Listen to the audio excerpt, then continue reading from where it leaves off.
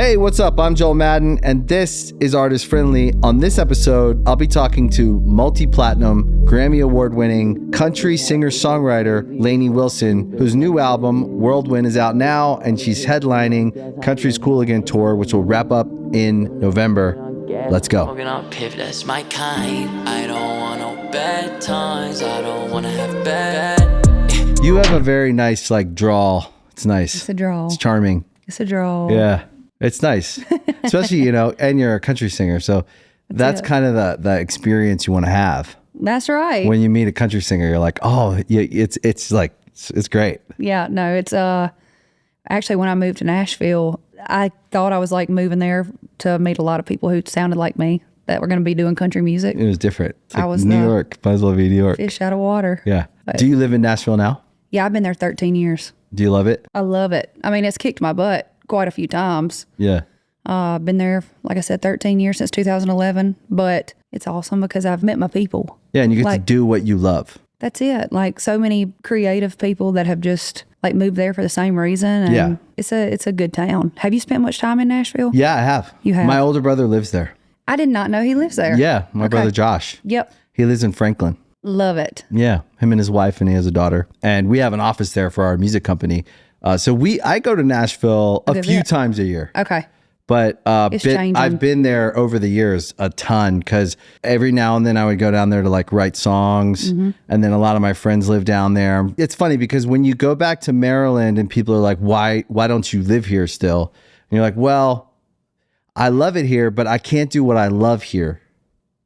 And so how do what do I choose? A place I love or a thing I love that I felt like the thing you are, music. 100%. You have to go where the music is. That's right. And for me, it's more about the people in my town rather than the town. I mean, my town is nothing but cornfields and not even a stoplight. We have a caution light, and that was a big deal to get one of those. Yeah. We were like, we got a caution light. Finally. Yeah, but I'm very proud of where I come from. Yeah. And I can feel that. I am who I am because of the place that raised me. Yeah, it's the fabric. But there is nothing like meeting people and I guess you could say chasing something together with somebody. Yeah, you go to where there's a bunch of other dreamers and you're dreaming about this thing and it's elusive at first. Mm-hmm. But then you're there and you start to meet people and you're like, oh, it's actually attainable. It's not it's not magic. No. You can work really hard and get somewhere. That's right. With your dream, whether, and I always think a lot of times we're sold in music and in entertainment like it's this magic thing and this guy's got to wave a wand and I wish. And you don't realize it's kind of like any other business. You have to be good at it. For sure. You have to work really hard and you have to try a bunch of days in a row and then just keep doing that for many, many years. And then you start seeing, oh, I'm getting somewhere. That's right. And of course, you could say oh, my big break, but there are no real big breaks. It's a bunch of little breaks. Because even if you meet the guy and you get the thing and you sign the record deal or you get the first publishing deal or this, you still have to show up. It still does not mean anything. It doesn't mean anything. Not a thing. It's when you're 16, you're like, if I could just get that car. Yeah. If I could just get the boyfriend. If I could just, get a degree. If I could just get my first guitar. I mean, it just goes on and on and on. You're you didn't think about, oh, now I need to get the job to put gas in the car. And then I'll drive the car to the job and I'll do the job. And then it's you don't think about the complexity and the layers of what it actually means to have a life. Yeah. And too many aspiring artists, right? I'll call them artists, not to disrespect them, but they're aspiring to become artists that can do what you do. And they look at you and they go, that must be nice. You're like, it wasn't actually, always. sometimes it's not that nice. That's actually, right. It's really hard. That's right. It is hard. And what I've realized is my struggles that I had in 2011 when I moved to town, when I was living in a little camper trailer, I lived in that thing for 3 years. You did? Oh, yeah. Did you rent it from someone? No, I bought it from Louisiana and hauled it to Nashville. Entrepreneur. Parked it down. Yeah. No one can take that. No. And what I've realized is, even 7 years after that is when I finally got a publishing deal, because I would consider myself a songwriter before, an artist. And then year 8, got a record deal. It still did not mean anything. It just means that, all right, you've been preparing for the race. You just entered it and now you're about to run it. And that just continues. But that's also the cool thing about this business too, is it keeps you on your toes. And it keeps you living a life where you have things to write about. That's it. There's a lot of pain in it, a lot of suffering, a lot of joy, ups and highs, downs. lows. I was watching the Olympics and I was watching all these athletes that train their whole life to not get a medal. And just for a few seconds. So We're looking at everyone that's like the first place, second place, third place. And there's all these other ones that like train their whole life. And I thought I always bring things back to art and music because I don't think people contextualize what it took to get that record made, the life you had to live to write that song. That's right. All the things that go into it. Are you excited about your new record? Oh, I'm partial, but it's good. I'm very pumped. We were working on this thing before the other one came out. Yeah. A couple years ago. And the past couple years of my life has been changing constantly, daily. And we just had to kind of rise to the occasion with everything. And what I realized is I think I might do a little bit better under pressure. Yeah. Because I do think this stuff is the best stuff that I've done so far. And my band got to be a part of it. And you can hear a lot of their influences and the their music backgrounds. is good. Thank you. Jay Joyce, he's mad scientist. It's interesting. It really does feel like that on the record. It feels like a band's playing. I didn't know that. Yeah. Now that you tell me. Yeah, I've got my guitar player comes from like a punk background, and then you've got some of them come from funk, jazz, blues, rock, like you name it, a little bit of everything. Yeah. The record is very musical. I'll take that. It's really got some like musical layers to it. Thank you. It doesn't sound like a producer made a track and then you wrote on it. You know what I mean? No. It's so good to hear that. Yep. No, I love working with Jay Joyce because I feel like, well, first of all, before we even decided to work together years ago, he like took the time to really get to know me and like my personality, my background, my story. And I think that has kind of been the special sauce. That's what kind of makes our relationship, and this record specifically, just feel a little bit different. It's really good. Thank you. I'm glad. That means a lot coming from you. Really? Yes. Thank you. I value your opinion. It's really good. I love country music. So I listen with a very, I don't want to say critical ear, but I've been making records a long time. So I hear stuff on records. And when I hear a really musically rich record, it's refreshing. For sure. And I can get down with like a pop track and all that. Every song's different, but every now and then you'll hear some music and you can hear it live. You can hear the it sounds like, now I'd go see that live. Well, and that's what we were trying to make sure happened because the past couple years since we put out our last record, we played hundreds of shows. Yeah. There's really no telling how many that we have actually played. And so we have seen what works, what don't. And I went in there and I just said, like, I need some thump, whatever that means. They're like, what do you mean? I'm like, I'm not going to know what it is until I hear it. And I think we found it. I think it's almost like we were all on the same page about what was missing from our live show without really even talking about it. It happens when you do that together. Yeah. You live together for a few years out there on the road. That's right. You just kind of organically, that's why touring is so important in development. That's right. It is. We've just found it along the way. Yeah. And we'll keep on finding it. Yeah, I was talking to an artist the other day and they were like, what should I do? And I was like, you're playing all these shows. That's what you should do. That's right. Go out and play. Because you also like, you don't realize it, but when you're on the stage, you are actually like forming. So you've accomplished a lot and it's been hard work, but that's what it means to be a great artist. It means to have to work really hard for however long, and everyone's journey is different. But whenever I see any artist doing well, and you kind of know who's been at it or whatever, but you know hard work has gone into that, right? And then you see people who push it further, and they get a better live show, and they take it. And there's different levels that you can never stop growing.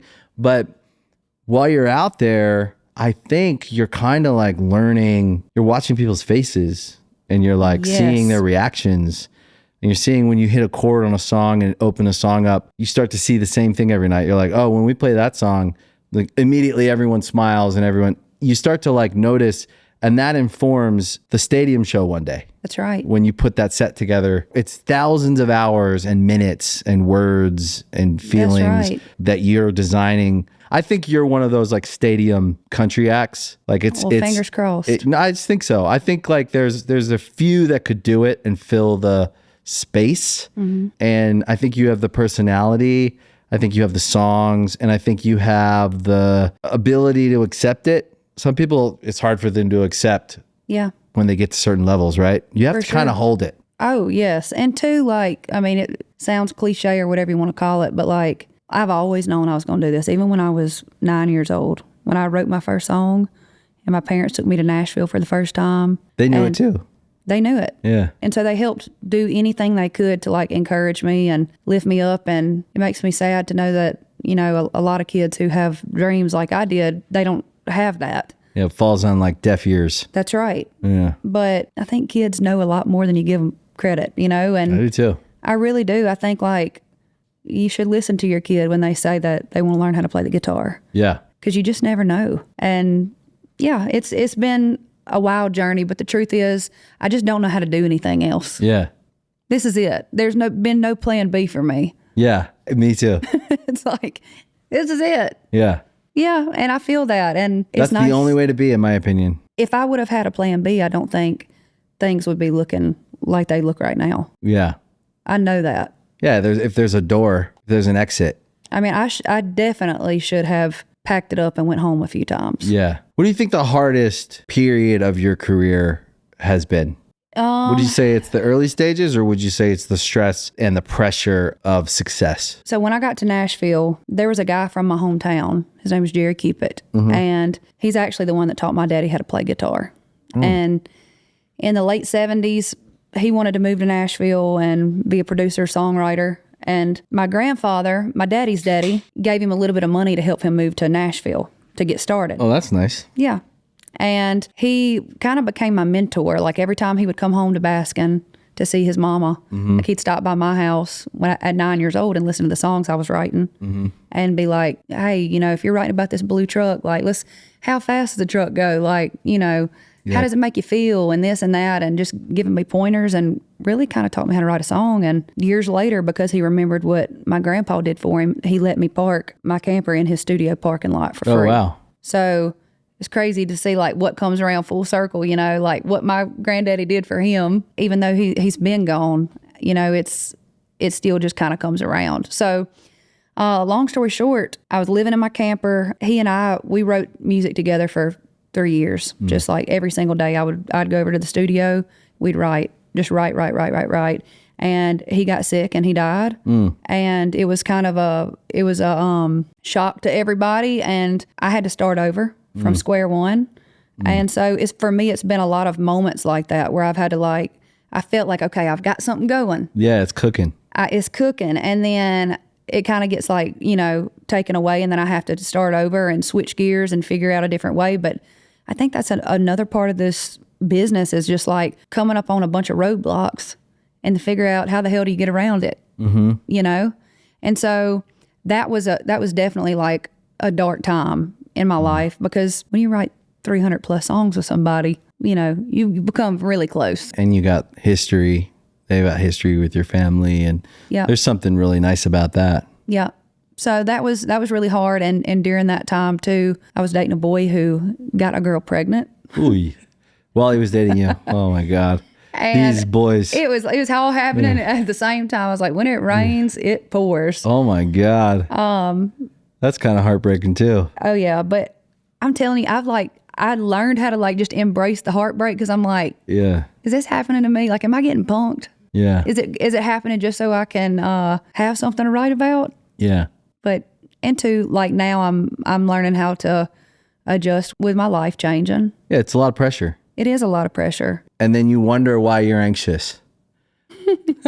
You know what I mean? And then you're like, I feel like I need to pay you for this therapy session. You got Venmo? No, but listen, therapy is the thing that saved me, because through my whole 20s, I was going through this amazing career, which I'm super grateful for. And it has nothing to do with the fans or any of that. Certainly though, you don't want to let them down or upset them. But at the end of the day, you're a human being, and you're going through this experience, and you're trying to like grow. I know. And maybe like find out who you are as well. And you're trying to figure life out. And you have this success that you don't want to be ungrateful for. So you're trying to hold that and keep up with it and make everybody happy. Then you have these weird outside sources and people that have nothing to do with you didn't know who you were a year ago, kind of intruding in. And then you're dealing with all that and you get a little anxious and then you become a little edgy and you're like, when I'm anxious, I'm very unpleasant to be around. Same. And also I shut down. I lock myself in the back of the bus. Yeah. I'm like, I don't want to talk to anybody. I don't want to see anybody. Yeah. And I consider myself a people person. So do I. But I'm going to tell you what, when I get eat up with that anxiety, oh my God, it can take you down. Yeah. And I'm like, everything gets on my nerves. And then my brother, thank God, I'll be like, yo, I think you're anxious, dude. Why don't you go like blow off some steam? Yeah. Whatever. Same. We'll like look out for each other. But through my 20s, I had to like arrive to the idea that I was even anxious. I know. I didn't know I was well, first of all, your body has been used to that feeling for so long. Yeah. And stress, constant stress. And so I'm not here going like, poor me. No, I think all of us, I think most successful people that I've worked really hard for it are never poor me, but you're still experiencing the stress of the moment of whatever you're in. That's right. When I started going to therapy, that's when I realized like, oh, I can unpack this stuff and live with it. And some of it I can get rid of, but I can just like breathe a little bit. That's right. And go like, oh, none of it's permanent. No. Just have to work through it.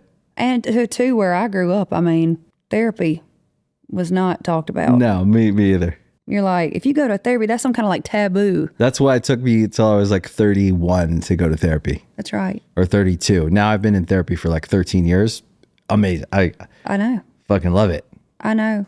My kids hate it because I'm like, how do you feel about that? Do you want to talk about it? And they're like, Dad, I don't need therapy right now. Like, okay, I'm just saying, if you want to talk about it, you know. I love it. It's important. It's important. It is important. There's a lot of forms of therapy too.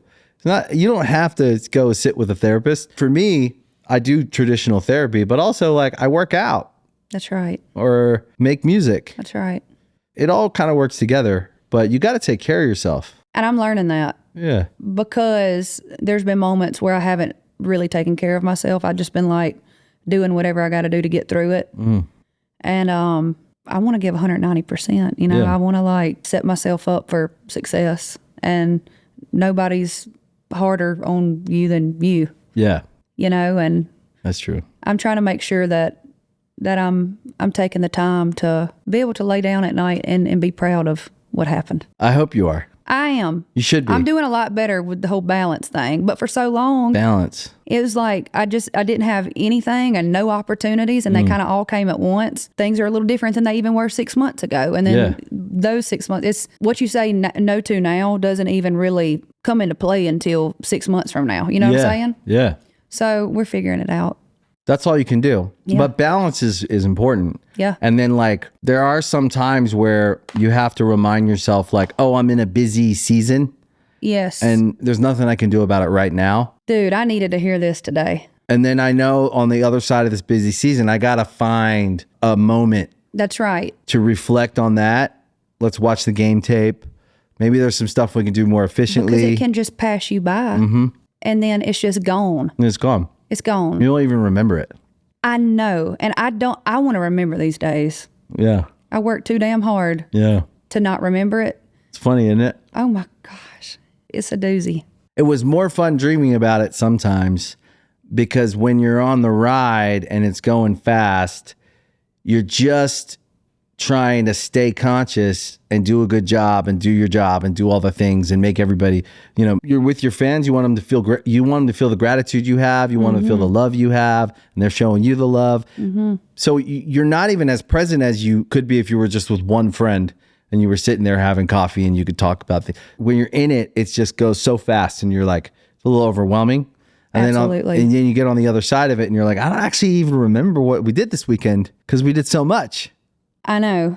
And two, like, I know you're not supposed to, like, you know, worry about the future and all this, but like for us at times, like you have to be prepared for whatever it is that's happening next week. I get a sense from you that you take a lot of pride in your live show, your performances. So you're preparing for that as well. And you want to make that perfect, which will never be perfect, but.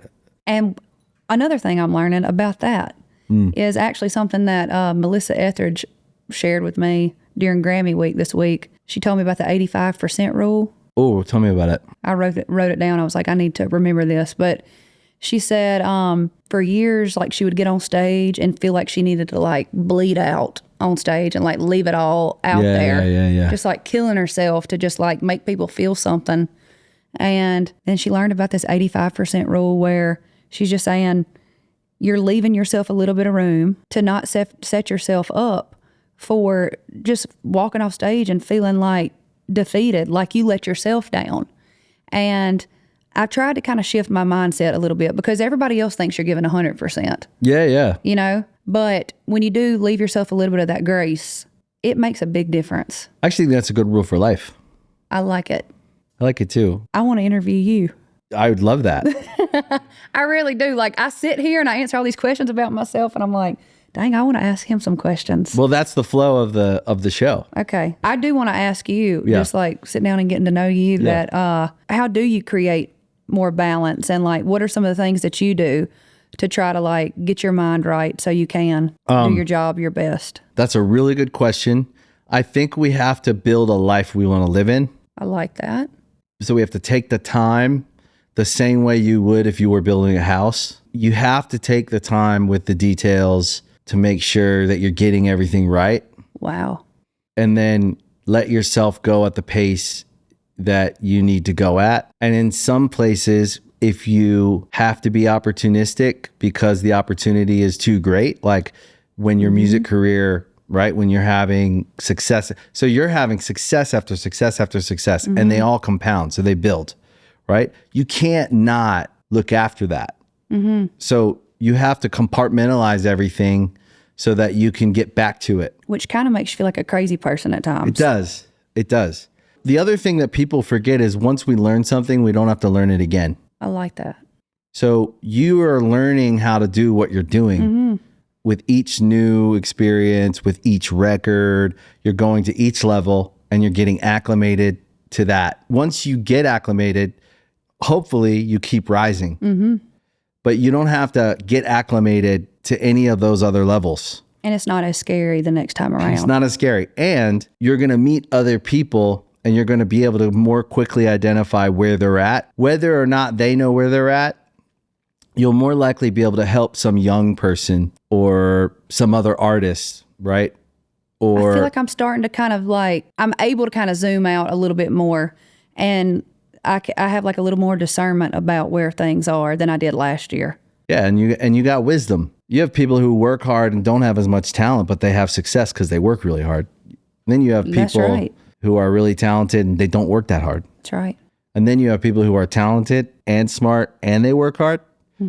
So for me, I always try to remember to trust talent and nurture it, work hard, and try to be smart, right? Do you think that you had all this wisdom years ago when y'all were like kicking off? Not at all. This is stuff that you've just picked up along the way. I think I unpacked it all in my 30s, and that's when I started doing the other things that all of that informed. It's like all my businesses. It informed all my artist career, informed my businesses, and then I realized all artists are entrepreneurs. We're all building shops. Yeah. We want people to come to the shop and have a good experience, you know? And they're all going to be subtly different. So I try to tell other artists to look at themselves that way. Doesn't mean you have to be like a businessman or whatever. Sure. Like you be yourself, but like remember what you're doing.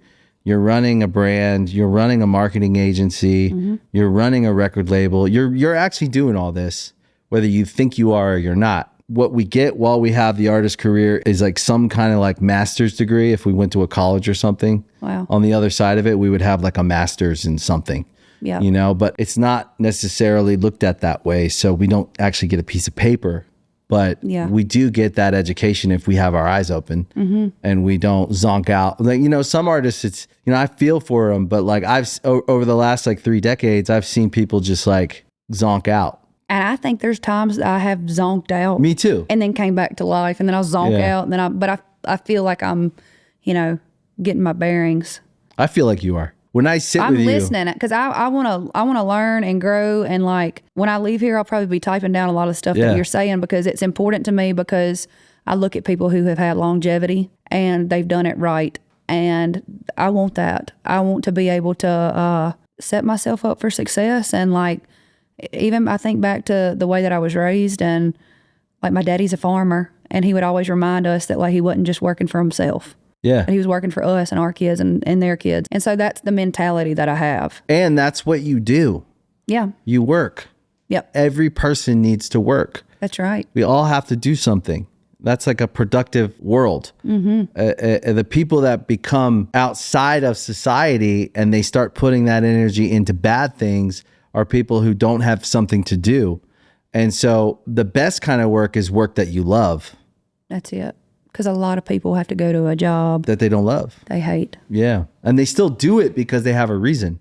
And that's the other best thing you can have is a reason to work. That's right. And when it's not really about you. Yeah, it's about, my dad, who I wasn't very close to, but I always respected him because he worked really hard. One of my big reasons in the early stages of my career was that I was doing something that was way easier than what he was doing.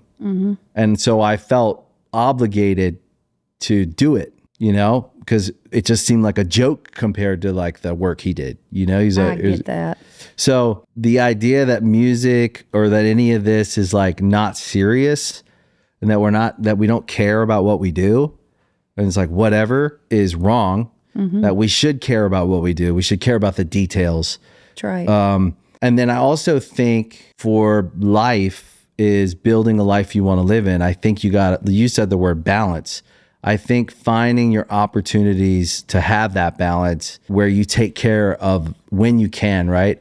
And you'll have different moments where you can, but take care of yourself, take care of your health, and then take care of your personal life. I was lucky I got to build a family in my 30s. I had just spent like 12 or 13 years like on them. There was not room for anything else. Yeah. I missed weddings. I missed birthdays. I missed everything. I was just always on the road. And at the time, that's what I had to do. That's right. That provided me the opportunity to slow it down in my 30s and find some balance and build a life with someone. Yeah. And I found more fulfillment out of that. Yeah. And I didn't realize that was possible. Yeah. Because I thought that the dream of like the platinum records and tours and all the stuff, I thought that was going to be the most fulfilling thing I could do and the most valuable thing I could do. There's a ton of value in it, but actually taking the time to put the family first when I got really lucky, I felt like.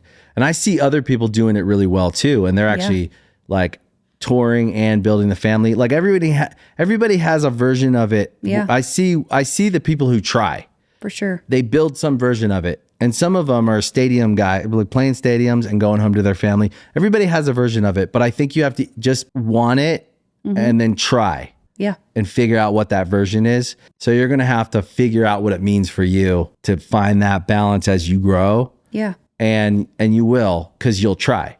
Because everyone is like, how do you do that? And yet I always just say, just try and then try again. Yep. And then that didn't, get rid of that, do the thing that works, try something else. And then you start like building some momentum in like that dance.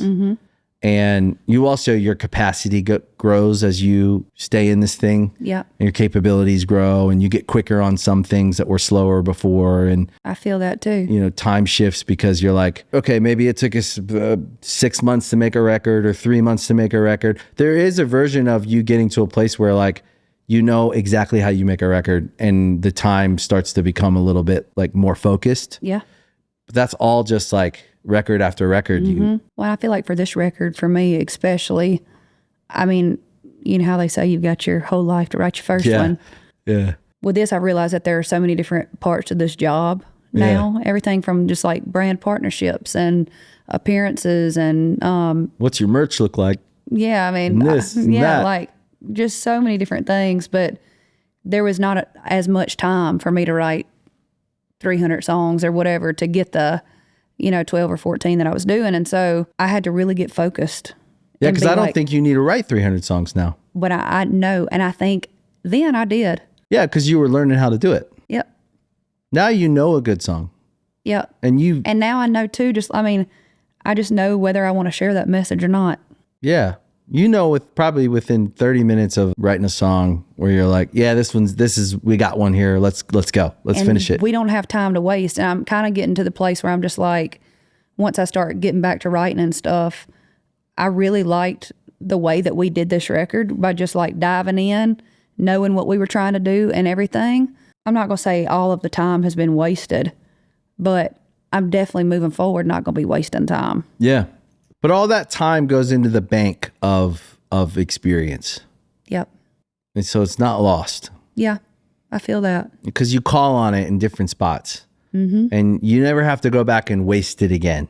That's why it's not a waste. You know what I mean? That's what I think. How old were you when you started writing? 15. Yeah. This guy at our church gave us a guitar and a bass. And we were like the little poor kids. People would give us stuff. Then we got interested in music from that. And then we started trying to learn. And then we started listening to music. Did you come from a musical family? No. Not at all. No, no one would even know how, except for maybe church. Yeah. There was a lot of music in church. And we were only allowed to listen to Christian music. Yeah. So it was like we were like sneaking. God is an awesome. Yeah. He reigns from heaven above. With wisdom. Power and love. Our God is an awesome. I know the sign language of that one. Oh yeah, I know that one. That's a classic. Church of God.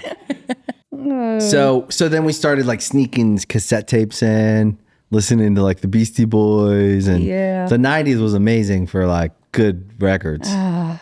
Alice in Chains and all this like great music. And then we started trying to write songs. Yeah. And then that was it. We started Good Charlotte, and I think we were just turning 16. And so how old were you when you got your record deal?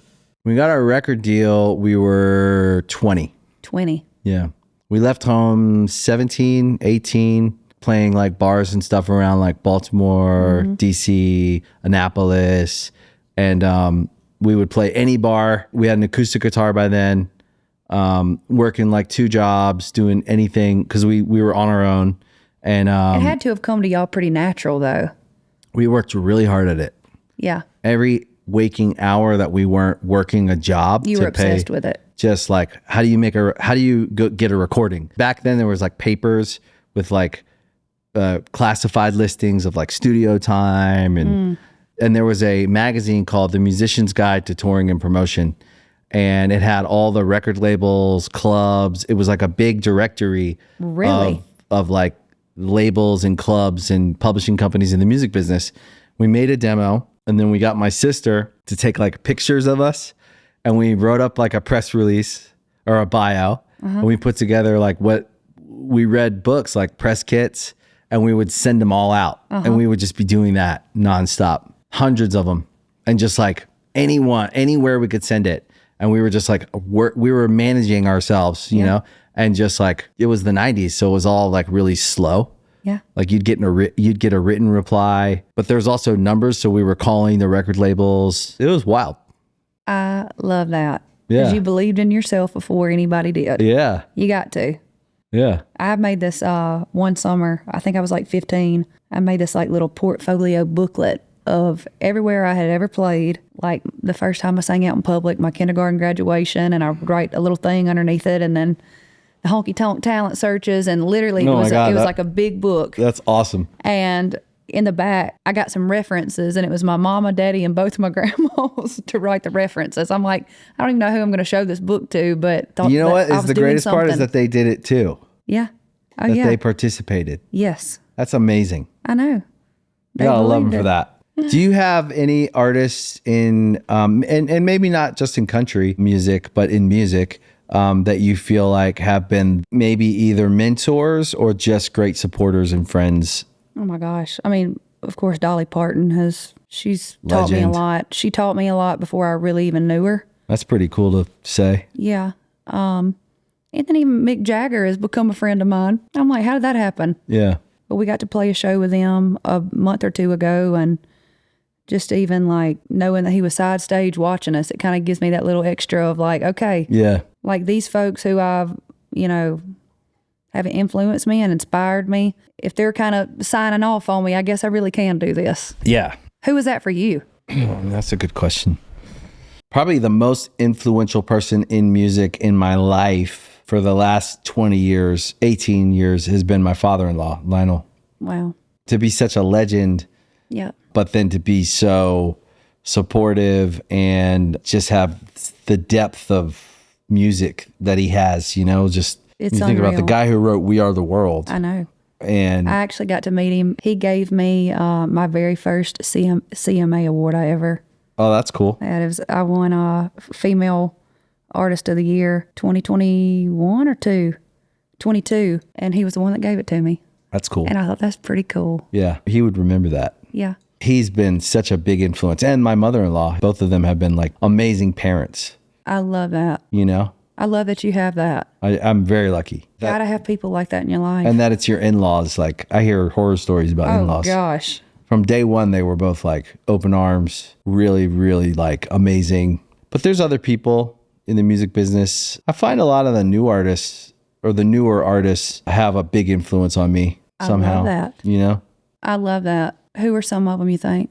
Bad Omens, incredible band and incredible people. Architects, it's like this heavy rock band, amazing people.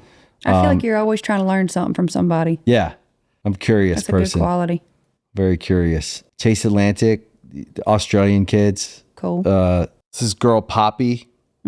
She's awesome. Very much an individual, knows exactly who she is, and very focused and very okay with if they don't get it yet. And then I've watched her grow in her career, and that's served her. Now she's blowing up. She's having all the things. It's all coming together. But I've watched this person work very steady at their vision, and it reminds me that we all kind of need to have a vision for ourselves. I love that so much. And we got to you just said something that reminded me too, something that Melissa Etheridge said to me that same night. She said, don't get out there and try to win them over. Just let them catch up. Yeah. It sounds like that's what Poppy's doing. You know who else is a lot like that I found is Adele. Really? Yeah. She knows what she wants. Doesn't like stray away from. Yeah. She'll spend however long on the record. She's sure of it. That's right. It's not done yet. And then you hear it and you're like, that was worth it. That's right. I mean, she knew. How could anyone else know? You got to listen to yourself. Yeah. That's respectable. Yeah. That is. Because there's a lot of opinions and a lot of voices. Yeah, well-meaning, but like at the end of the day, I think with whatever you're doing, and some people listening may not be singers, but they may be trying to build something. That's right. And I think it goes into even like building a family, building a life. I think you have to have a vision. And I would almost say the first question should be like, what's the vision? What's the vision? And like, what tools are you going to keep in your tool belt? Yeah, because you could say, oh, it's just big. You're like, well, that's big is part of a vision, but it's not the vision. That's right. The vision has to kind of like, you got to take your time with that one and kind of go like, what's the vision for this next chapter? Yeah. I could hear it on your record. I can hear a vision. There was a vision, and we call the record Whirlwind because that's what my life has been the last couple of years. But I guess just writing and recording the record just brought me a lot of like peace and comfort during a time of my life that was changing a lot. And so the vision was for people to just like hear it and feel kind of like feel grounded and at home. But also, I don't know, there's a lot of different emotions and feelings that we wanted people to feel in there, but I know how making the record made me feel, and it just kind of like took my head out of the clouds for a minute. Yeah, I felt when I heard it, because I got it right away, a Whirlwind, I already knew that that's what it was about. That's what it summed up. But it also was a way of acknowledging it, and almost acknowledging it puts you back in the ground. Yes. And then there's lines on the record, like the line, "A good horse always comes back home." Mm-hmm. Is that the line? Yeah. I don't know if I got it just right. Good horses come home. Good horses come home. It like hit me so hard because it's true. Well, it's just what we were talking about going even back to the balance. It's like, I love the road. I love chasing these things, but I also know that like I got to go back and plant my feet on the ground and be Lainey, the sister, friend, daughter, everything, so I can be the artist. And no one needs to remind you, the girl who lived in the camper, no one needs to remind you. You were there long enough. Yeah. Right? The world tries to make us feel like we should be smaller, we should be quieter, especially if you're a woman. You should not say this, you should not, And I always challenge that idea. I think it's coming from other people who haven't worked it out, or maybe they're suffering, or they're in pain, or maybe their self-esteem is low, whatever. I'm not faulting them. But don't tell me not to go and try to climb that mountain. That's right.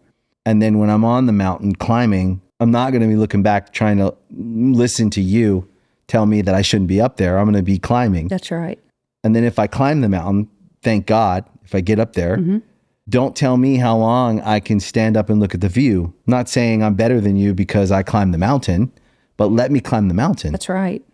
And then when I'm ready to come back down and look at the next mountain, then I'll do it. Then I'll do it. Like, that's the thing. I always think, like, who told the girl who lived in the camper that she could be audacious enough to think that she could do this? No one, except for a couple people that loved you. And actually, they just loved you.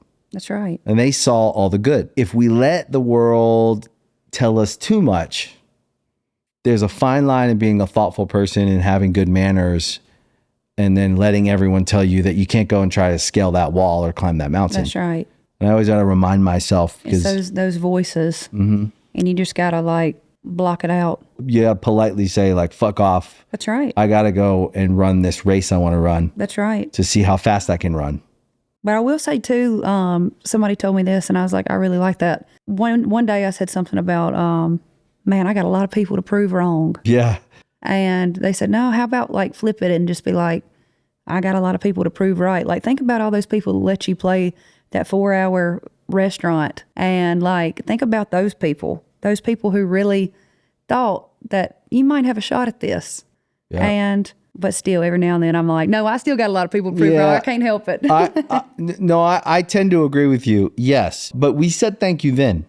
That's right. You don't owe them your life either. Right. And all the fans, like, I want to prove them right, and I want to prove my family right. But the people that laughed at me or picked on me or that were mean to me, or that, those ones stick with you for their scars.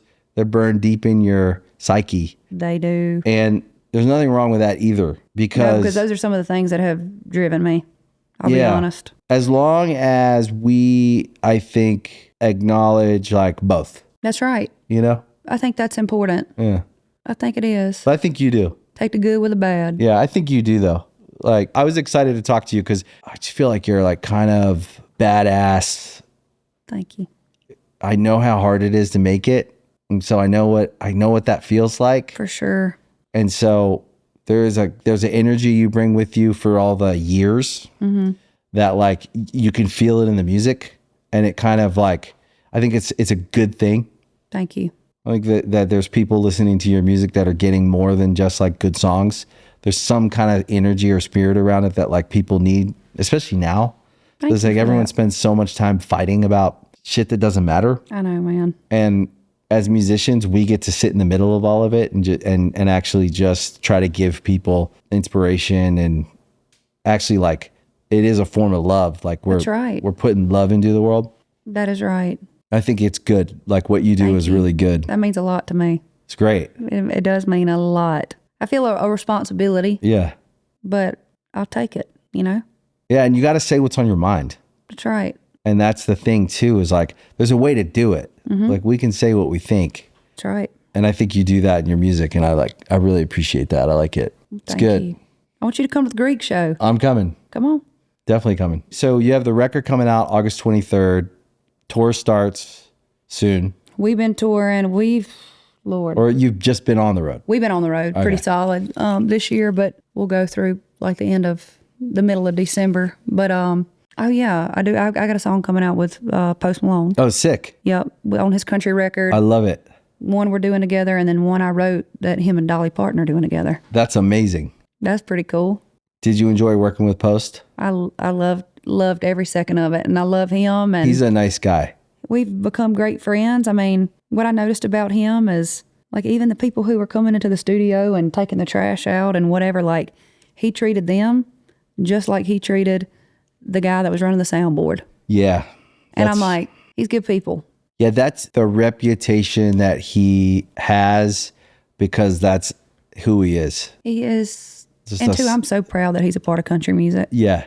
I mean, you could quiz him and be like, who wrote that song back in 1951? That, you know, whatever. And like, he would know it. He seems very excited to be a part of it. And I'm proud he is too, because I think he's going to introduce a lot of people to country music. Yeah, he's good for country music, but he grew up in it. So he's in the culture. He's been in the culture. That's right. And in fact, I actually think that where he started was a kid who like, I think he's a musical person. I think he just loves music. He's super talented. Does.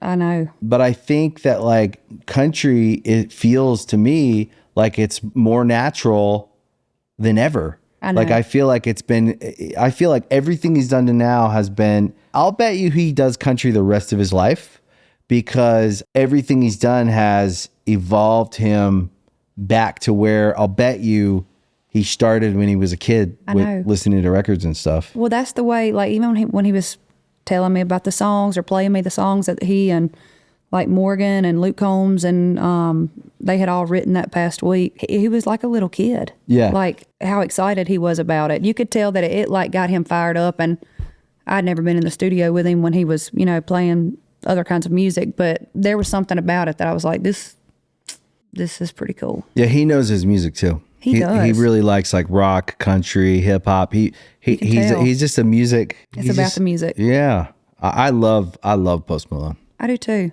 Well, what a guy. I do too. He's we wrote, Lord, I think we wrote 12 hours. That was the first night write I had ever done. Oh, really? You usually work in the day? And yeah, most of the time I 10:30 in the morning or whatever. Do you guys work in Nashville? Most of the time, this record, I don't think any of them were written in Nashville. Some at my house in Nashville. Okay. Like a writer's retreat. Mm-hmm. And then most of them on the road. Okay. But yeah, we wrote through the night. I was like, this is some rock star stuff, I guess. Yeah. This is how they do it. I'm tired. Yeah. What time did you guys wrap? Probably 5 o'clock in the morning. Yeah, that's real. I don't think I could go past 2. Yeah. And I was like, shoot, I'm going to hit up that McDonald's. And then I got there and then I realized they weren't even open yet. Yeah. And I was like, that's awesome. I'm really excited to hear that too. Yeah. And the song that I'm getting to be like a part of that I didn't write, he was playing it. And I was just kind of like singing the harmony in the background. And I was like, this song is badass. It's one that him and a buddy of mine, James McNair, and Luke Combs wrote. Are you friends with Luke? Yeah. I love Luke. He's one of my good friends. I love me some Luke. He used to come over to my camper trailer. Okay. And we'd write songs together. That's amazing. So we go like way back. So he's one of my favorite people. Yep. I love Luke. Mine too. And he's exactly the same. He might be wearing a Rolex now, but he's exactly the same. Yeah. And that's the best thing about him. He's just like him. He's a good boy. He's just him. Yes. Yeah. He's amazing. He is. I love him. It's crazy to see too, like what has happened so fast. Yeah. Do you think for you watching what's happening with artists right now, like blowing up really quick? Yeah. Do you think that's going to continue happening? Yes. Well, you have to think about it in this way, right? Because of everything now, the distribution of music, it used to be in physical record stores. So you'd have to go, and it was an analog experience. So it was clunky. Mm-hmm. And now, because it's all digital and everything's platform based, it's just faster. Got it. And then you have to also think that more people are consuming music in the various ways they do, mainly, right? Like, so if you think there are people listening to music through Spotify, Apple, whatever, Amazon, whatever, then you have people listening to music and using it on social media, right? So now you have all these little movie and TV studios that all need music, so they're syncing music. It continues to be more and more organized so that it's all being tracked, so that anytime anyone's using, they want to use your song on Instagram for the background of their video, it's being used and it's tracked. So it's more organized. The digital distribution is way bigger than the physical distribution ever could have been.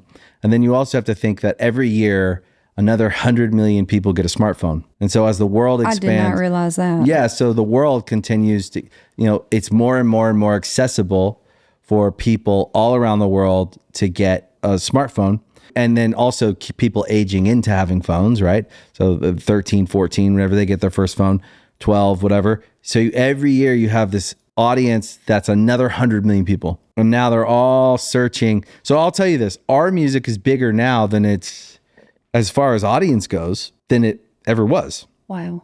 So our shows will be big. Our shows are bigger than they ever were. So everything just grows because there's just a bigger audience. That is so nuts. But what do you think? Like, so if everybody's getting so big, so fast with the oversaturation, like I'm trying to wrap my head around that. I'm like, there's not enough venues for everybody to go play. That's true. And like, you see and that also sometimes. people just can't afford it to go see everybody. So like, are people actually going to start showing up to live shows? Well, they're showing up to your show. They're showing up. Thank the Lord.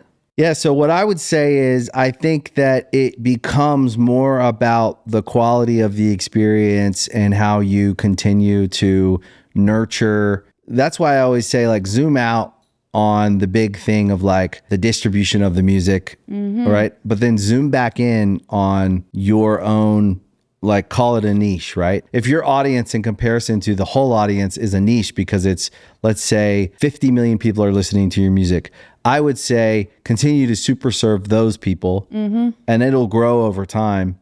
And if you get swept up in the, how am I going to break through and compete with the millions of artists that are trying to release music, you'll never be able to focus on what you're actually doing, which is like, go back to the center, keep it small in the middle.